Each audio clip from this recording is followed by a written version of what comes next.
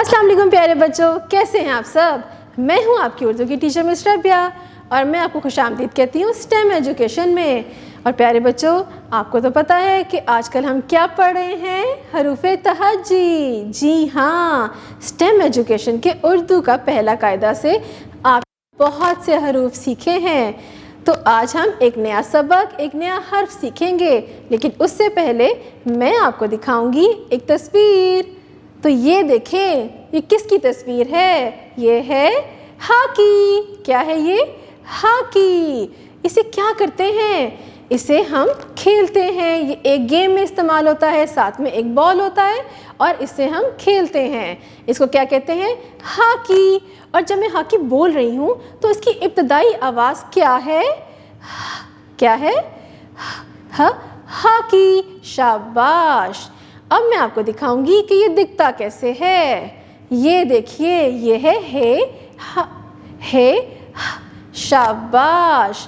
अब आप खोलेंगे उर्दू का कायदा और हम देखेंगे कि ह से और कौन कौन से अल्फाज शुरू होते हैं। प्यारे बच्चों, ये देखें आपके उर्दू के कायदे के सफ़े पर क्या बना हुआ है। ये इतना प्यारा सा। ये तो सबको पता होगा, चिड़ियाघर में क्या होता है? एक बहुत बड़ा सा जानवर, हाथी। क्या होता है? हाथी। और इसकी एक लंबी सी सूंड भी होती है, उसे वो क्या पीता है? पानी।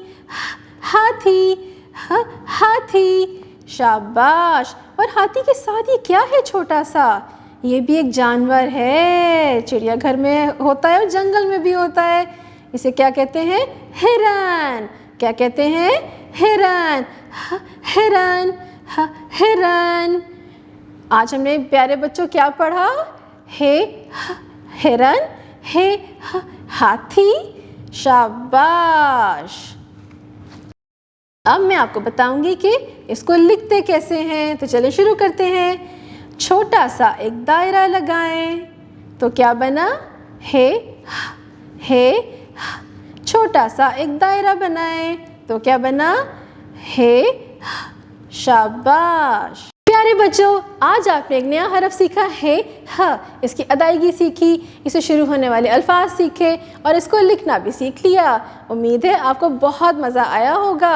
अब हम मिलेंगे अगली दफ़ा नए सबक, एक नए हरफ के साथ। तो अपना बहुत सा ख्याल रखिएगा। अल्लाह हाफ़िज़।